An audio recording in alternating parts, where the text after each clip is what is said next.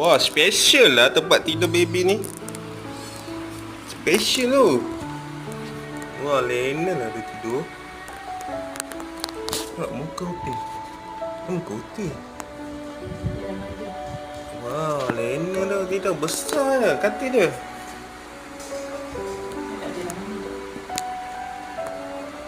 Besar lah. Hey, baby.